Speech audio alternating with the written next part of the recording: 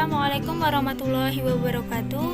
Alhamdulillahilladzi hadana lihada wa ma kunna linahtadiya laula an hadanallah. Laqad ja'at rusulu rabbina bil haqq wa nudu an takum jannatu ristumuha bima kuntum ta'malun. Asyhadu an la ilaha illallah wa asyhadu anna Muhammadan abduhu wa rasuluh sallallahu alaihi wasallam wa ala alihi wa sahbihi amma ba'da. Yang pertama, saya tidak lupa bersyukur kepada Allah atas semua nikmat yang diberikan Allah kepada saya dan rekan-rekan, sehingga pada hari ini kita bisa mengikuti mata kuliah bimbingan konseling inklusi. Atas semua nikmat yang diberikan Allah kepada saya dan rekan-rekan, saya saksikan dan saya syukuri alhamdulillahirabbil alamin. Nah, di sini saya perwakilan dari kelompok 4 akan mempresentasikan tema yang berjudul difabel dalam Al-Quran. Nah, acara yang selanjutnya yaitu akan menerangkan tentang konsep difabel dalam Al-Quran, lalu penyebab disabilitas dan sikap hidup difabel. Sebelum kita ke materi, alangkah baiknya saya memperkenalkan rekan-rekan saya terlebih dahulu. Yang pertama, perkenalkan, nama saya Ummah Hafadilah Imamah dengan nomor NIM 21221113. Dan yang kedua, teman saya yang bernama Tika Fajar dengan nomor NIM 21221114. Yang ketiga yaitu ada Intan Umami dengan nomor NIM 21221115. Yang keempat yaitu ada Putri Nur Aini dengan nomor NIM 21221117. Yang kelima ada Zulfa Nur Azizah dengan nomor NIM 21221119. Yang keenam ada Naimah Lailatul dengan nomor NIM 21221127. Yang ketujuh ada Salsabila Rahmadani dengan nomor NIM 21221128. Nah, itu anggota dari kelompok 4, dan langsung saja kita mulai dari materi yang pertama. Materi yang pertama yang akan saya sampaikan sendiri yaitu tentang difabel dalam Al-Quran. Apa sih difabel dalam Al-Quran itu? Mari kita pelajari bersama-sama.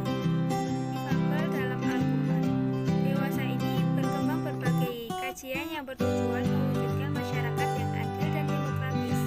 Misalnya, masalah negara dan demokrasi, hak-hak asasi manusia, kekerasan, gender, dan pembebasan perempuan dari penindasan. Beberapa alasan mengapa tema ini menarik untuk ditelusuri lebih lanjut. Yang pertama, adanya label negatif serta mitos-mitos yang dilekatkan pada difabel. Misalnya, pengangguran, istilah cacat, akibatnya berbagai kebutuhan publik seperti pendidikan, transportasi, akses ekonomi, budaya, dan politik sulit untuk diakses oleh difabel. Dan yang kedua, Al-Quran hadir dalam bentuk kritik sosial terhadap realitas sosial yang berkembang saat itu, seperti di dalam Quran surat An-Nur ayat 61 yang merombak kebiasaan masyarakat Madinah yang makan secara terpisah dari orang pincang, sakit, dan buta. Menurut Maisyah Esbasna dan Tarik Al-Hatab, konsep difabel yang berkembang saat ini tidak ditemukan di dalam Al-Quran. Pada Quran surat Abasa ayat 2 yang menjelaskan bahwa kaum difabel juga berhak mendapatkan kesempatan untuk mempelajari Islam. Dan yang ketiga, Al-Quran menjelaskan segala hal yang dibutuhkan umat manusia, petunjuk dan rahmat, maksudnya memberi kebaikan, sebagaimana yang termaktub dalam Quran surat An-Nahl ayat 89 yang berisikan, oleh karena itu menjadi suatu kewajaran dan keharusan jika Al-Quran dikaji terus-menerus dan idealnya dihubungkan dengan realitas sosial. Perkenalkan, nama saya Putri Nur Aini dengan NIM 201221117. Persepsi Al-Quran tentang dalam Al-Quran tentang konsep realitas keberagaman pluralitas sendiri merupakan konsep yang sangat mendasar dari eksistensi manusia. Gagasan ini tergambar dalam firman Allah Subhanahu wa Ta'ala, yaitu, sesungguhnya kami menciptakan kamu dari seorang laki-laki dan seorang perempuan dan menjadikan kamu berbangsa-bangsa dan bersuku-suku supaya kamu saling kenal mengenal. Ayat ini menekankan kesamaan asal-usul manusia yang menyentuhkan seluruh individu. Keragaman sebagai sebuah fakta dari eksistensi manusia. Tujuan dari keragaman ini adalah agar saling mengerti dan menghargai, serta standar kesempurnaan seseorang manusia adalah kecerdasan spiritualnya, bukan fisik atau mentalnya. Dengan demikian, kesatuan penciptaan seharusnya juga mengimplementasikan bahwa semua manusia memiliki martabat yang sama. Oleh karena itu, Allah melarang umatnya untuk saling mengolok-olok dan menghina satu sesama lainnya. Kemudian, jangan pula sekumpulan perempuan merendahkan kumpulan lainnya. Boleh jadi yang merendahkan itu adalah tidak lebih baik, dan janganlah suka mencela diri sendiri.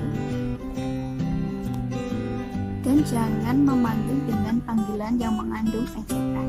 Seburuk-buruk panggilan adalah yang buruk sesudah iman, dan siapa yang tidak bertobat, maka mereka itulah yang orang yang berzalim. Para sahabat Nabi Shallallahu Alaihi Wasallam menyebut seseorang yang menderita kelainan mental dengan istilah majnun, yang berkonotasi menghina dan merendahkan. Lalu Rasulullah meminta para sahabat untuk menggantinya dengan istilah lain seperti terkekang dalam hadis tersebut. Nama saya Intan Umami, nomor NIM 20122111115. Penyebab disabilitas. Faktor penyebab disabilitas yang pertama ada faktor genetik atau keturunan atau bawaan dari lahir. Yang kedua, penyakit kronik. Contohnya mungkin teman-teman tahu seperti orang terkena sakit gula atau diabetes yang diharuskan untuk diamputasi bagian tubuhnya. Kemudian yang ketiga ada hukuman bagi pelaku kejahatan seperti hukum potong tangan pada pelaku pencurian, sebagaimana yang tertera dalam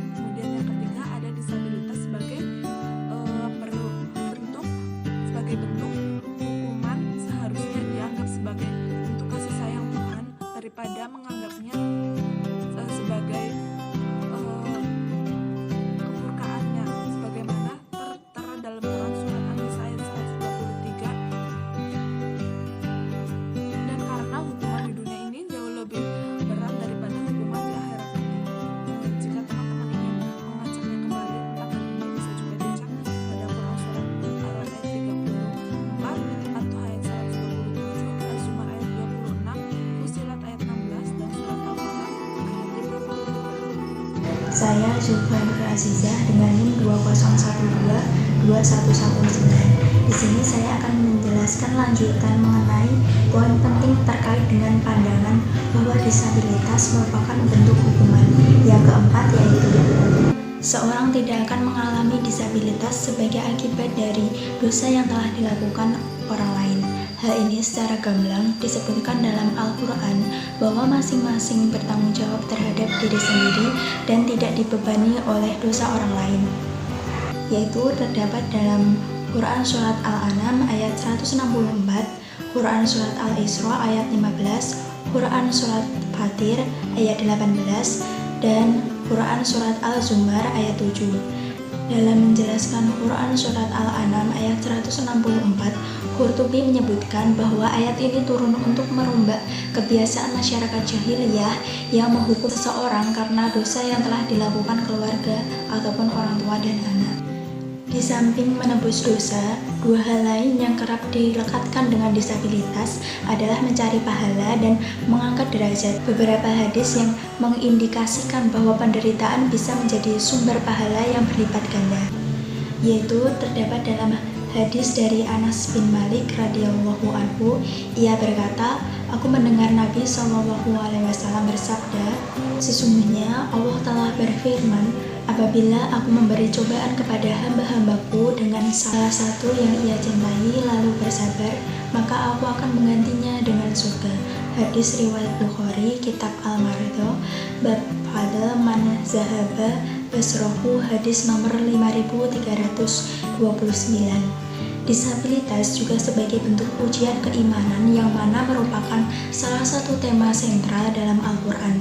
Terdapat dalam Quran Surat Al-Baqarah ayat 214, Quran Surat Ali Imran ayat 142 dan 154, Quran Surat Al-Taubah ayat 126, Quran Surat Al-Anbiya ayat 35, Quran Surat Al-Ankabut ayat 2, Quran Surat Al-Hujurat ayat 3, Quran Surat Al-Insan ayat 2, dan Quran Surat Al-Fajr ayat 15-16. Kata-kata yang sering digunakan untuk menggambarkan konsep ini adalah fitnah, mihnah, tamhis, ibtila, dan imtihan. Makna dasar kata-kata ini adalah memberikan bukti dan ujian. Allah berfirman, apakah manusia ini mengira bahwa mereka dibiarkan saja, mengatakan kami telah beriman, sedangkan mereka tidak diuji lagi. Quran Surat Al-Ankabut ayat 2. Ayat ini turun untuk menghilangkan kekeliruan sebagian umat yang berpendapat bahwa mereka cukup mengucapkan keislaman dan keimanannya dengan lisan mereka dan menduga bahwa hal tersebut cukup mengantarkan mereka ke surga. Pandangan ini serta-merta ditolak oleh Al-Quran bahwa keimanan tersebut perlu diuji terlebih dahulu. Dalam konteks ini, disabilitas hanya salah satu bentuk kesulitan yang mungkin bisa menimpa siapa saja sebagai bentuk ujian dari Tuhan untuk hambanya. Ayat yang senada yaitu terdapat dalam Quran Surat Al-Baqarah ayat 214 dan Quran Surat Ali Imran ayat 142. Saya Tika Hussebrianti, NIM 201221114. Di sini saya akan membacakan tentang sikap terhadap difabel. Seorang yang mengalami difabel atau disabilitas tidak dihukum karena kondisinya. Konsep ini terlihat jelas pada misalnya dalam ibadah sholat. Ibadah sholat sendiri pelaksanaannya dapat dilakukan sesuai dengan kemampuan seorang disabilitas tersebut. Sikap positif dalam Al-Quran ditunjukkan melalui pencegahan disabilitas dengan mereduksi faktor penyebab disabilitas. Seperti yang telah dijabarkan sebelumnya, setidaknya ada 3 faktor yang menyebabkan disabilitas, yakni penyakit kronik, kecelakaan, atau faktor genetik. Al-Quran mengajarkan tentang pentingnya memelihara kesehatan, contohnya anjuran untuk memakan makanan yang sehat pada Quran Surat Al-Baqarah ayat 168. Al-Quran juga melarang untuk mengonsumsi alkohol dan obat-obatan terlarang. Alkohol dan obat-obatan terlarang lebih berbahaya apabila dikonsumsi oleh ibu hamil dan bisa menyebabkan disabilitas pada janin. Terdapat pada Surat Al-Baqarah ayat 219. Saya Naimah Lailatul Yusroh dengan NIM 201 221-127 akan melanjutkan presentasi. Untuk menurunkan angka kelahiran disabilitas, Islam menganjurkan untuk menikah bukan dengan kerabat dekat. Seperti pernyataan Umar, jagalah jarak agar kamu tidak menjadi lemah atau kurus. Maksud dari pernyataan ini adalah agar tidak memiliki anak yang kurus dan lemah. Maka Umar menganjurkan untuk tidak menikahi kerabat dekat. Lalu Rasulullah pernah menolak permintaan seorang sahabat yang buta untuk tidak sholat berjamaah di masjid. Hadis dari Abu Hurairah, ia mengatakan bahwa seorang difabel netra menemui Rasulullah SAW. Ia mengadu bahwa tidak ada yang bisa menentunya untuk ke masjid. Ia meminta Rasulullah untuk memberikan keringanan sehingga dia bisa melaksanakan sholat di rumah. Rasulullah pun memberikan izin. Lalu ketika ia beranjak pergi, Rasulullah memanggil kembali seraya bertanya, "Apakah kamu mendengar suara azan dari masjid?" Difabel netra tersebut menjawab, "Ya." Rasulullah merespon, "Maka wajib untuk datang ke masjid." Hadis riwayat Muslim, Kitab Al-Masajid, Bab Yajibu Ityan Al-Masjid, Ala Man Sami'a Al-Nida, hadis nomor 1518. Mungkin ajaran Rasulullah ini sedikit keras, namun hadis ini memberikan sebuah pemahaman sosial alternatif, yakni integrasi. Rasulullah mencoba menciptakan integrasi melalui integrasi sosial. Aktivitas sosial secara simultan akan menghapus pengasingan dan anggapan difabel sebagai the other. Kesamaan hukum Islam juga terlihat ketika Rasulullah menegur istrinya yang tidak menutup aurat ketika berada di dekat Ummi Maktum. Hadis dari Ummi Salamah radhiyallahu anha berkata, ia berkata, "Pada saat itu aku sedang bersama Rasulullah SAW dan Maimunah. Lalu Ibnu Ummi Maktum datang setelah sebelumnya Rasulullah menyuruh kami memakai hijab, seraya berkata, 'Berhijablah.' Lalu kami menjawab, 'Wahai Rasulullah, bukankah ia buta, tidak melihat dan tidak mengetahui keberadaan kami?' Rasulullah SAW menanggapi, 'Apakah kamu berdua buta? Bukankah kamu berdua melihat?' Hadis riwayat Abu Daud, Kitab Al-Libas, bab qaulihi azza wa jalla, wa qulil mu'minati yaqduna min absarihna. Hadis nomor 4114. Dan hadis riwayat Tirmidzi, Kitab Al-Adab, bab ihtijab al-nisa min al-rijal, hadis nomor 2778. Lahirnya tokoh-tokoh terkenal di kalangan difabel. Rasulullah banyak memberikan tugas dan posisi penting kepada para difabel sehingga mereka dapat terlibat dalam masyarakat. Misalnya Ibnu Maktum. Nama lengkapnya adalah Abdullah bin Amr bin Qais bin Zaidah bin Jundub bin Haron bin Rawahah bin Hajr bin Ma'is bin Amir bin Lu'ay al-Quraisy. Ibnu Maktum pernah menduduki posisi-posisi penting pada saat itu, misalnya sebagai muadzin, dan Ibnu Maktum juga pernah menjadi imam sholat menggantikan Nabi ketika beliau sedang tidak berada di Madinah. Salsabila Ramadhani dengan NIM 201221128 akan membacakan kesimpulan presentasi dari teman-teman sebelumnya. Kesimpulan. Berdasarkan uraian-uraian di atas, Al-Quran konsisten dengan tujuannya yakni islah yang secara bebas diartikan sebagai perbaikan pembebasan dari ketidakadilan, pembinaan, dan pemberdayaan kaum difabel. Melalui Al-Quran, Tuhan memberikan kemerdekaan bagi individu yang beragam, tak terkecuali difabel untuk menjadi diri sendiri, karena penampilan fisik dan sebagai bukan standar yang menentukan kualitas seseorang. Al-Quran juga memberikan kemerdekaan bagi difabel untuk mengubah nasib dan mengeksplorasi potensi diri semaksimal mungkin dalam bidang sosial, ekonomi, dan politik, serta menjamin hak-hak mereka. Bentuk dukungan berupa pembinaan dan pemberdayaan difabel dapat dipetakan sebagai berikut. Yang pertama, penggunaan istilah yang tepat dan tidak merendahkan sebagai langkah awal untuk meluruskan pemahaman tentang difabel. Kedua, pemberian bantuan yang sifatnya mendesak kepada difabel, seperti pemenuhan kebutuhan dasar, sandang, pangan, dan papan. Ketiga, dukungan selanjutnya adalah kegiatan-kegiatan sosial yang terencana, terukur, dan memiliki dampak jangka panjang. Tujuannya adalah untuk penguatan dan pemberdayaan diri, ayadakum binasrihi. Tahap terakhir ini membutuhkan dukungan dari pemerintah. Yang tak kalah penting, usaha ini dapat berjalan efektif apabila para difabel melibatkan diri terutama dalam perumusan kebijakan. hukum universalnya Tuhan akan memperlakukan manusia sesuai kontribusinya masing-masing. Tuhan tidak akan mengubah nasib suatu kaum hingga mereka berusaha dengan sungguh-sungguh melakukan perubahan yang diinginkannya.